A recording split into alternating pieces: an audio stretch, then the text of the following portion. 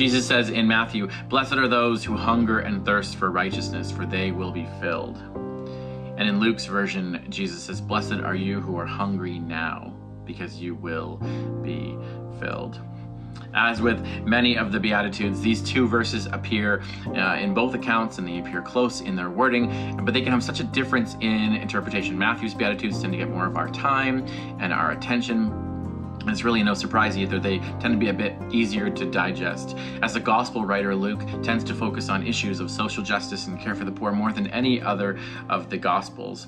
And so when Matthew adds in a more spiritual dynamic like hungering and thirsting for righteousness, Luke's plain reading, "Blessed are the hungry," is a bit harder to understand, and yet it's so very much there. So let's start with this idea of hunger. I've got young kids, and they are like hobbits. First breakfast, second breakfast, 11sies, lunch, tea time.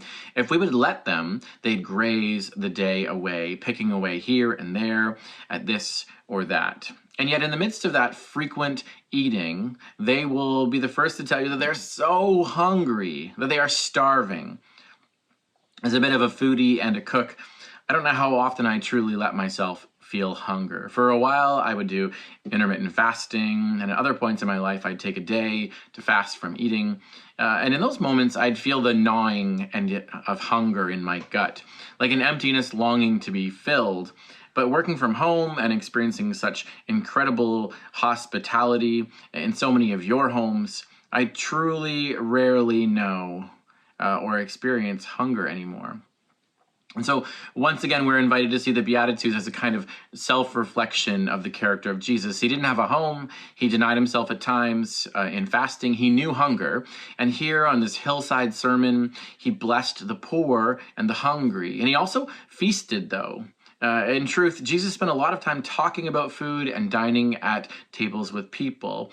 And so in his book, A Place at the Table, another great one by Chris Sia, he offers up this rhythm of fasting and feasting that will generate empathy and compassion for those who truly know hunger and thirst. So he says, do this for 40 days, and for 6 days, you fast. You eat a meal that is a kind of fasting, akin to the world's poorest. He recommends something like rice and beans, which is the common meal for the everyday sort of person living in poverty in the world. And then on the 7th day, you feast. Jesus kind of models this in one of his talks where he says, his disciples are being criticized for their lavish feasting. He says, well, there will come a time when they feast, but right now the bridegroom is here, and so they feast. So this balance of fasting and feasting, and Chris says, my problem, and possibly yours as well, is not that I spend too much time fasting or too much time feasting. My problem is that I often do neither. I simply consume my food. There's something about the posture of being hungry that is worth naming and blessing. There's something about being empty that opens us up to joy that we might not otherwise have noticed or experienced. There's something about being really, really hungry that comes through fasting that makes that feast pop and be all the more full of meaning and joy and blessing. And it's this posture and this emptiness that Jesus seems to bless. Those who are hungry and thirsty know this posture better than we, who so easily fill our stomachs and satisfy our appetites. In the Lord's Prayer, Jesus prays the line, "Give us this day our daily bread." And it might seem so foreign to we who have stocked pantries and freezers full of tomorrow's bread and next week's bread. And because we're so self-sufficient, we might miss the beauty and joy when daily bread shows up for us. And then, of course, there's Matthew's reading. Building on this idea of hunger and appetites, I wonder if we do this with our spirituality too. We overexpose ourselves. We have the ability to consume spiritual content all throughout our week. I'm not a big Francis Chan fan, but I do remember that he painted this one evocative image.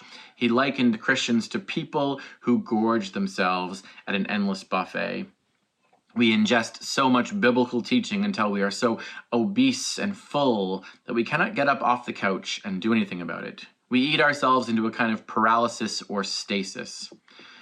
Moreover, Matthew's version is about hungering and thirsting, not just for good Christian living, but for righteousness, a word that often comes hand in hand with justice. A right kind of living, one that embodies justice and mercy and compassion and peace and truth and love. And so in our world that says, blessed are you who are well fed, or you who have lavish meals, or you who can cook up a storm, and guys, I feel this one.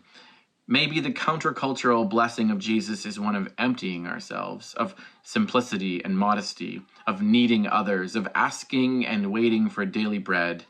Here somehow, Jesus meets us and then offers us filling. He offers to fill us.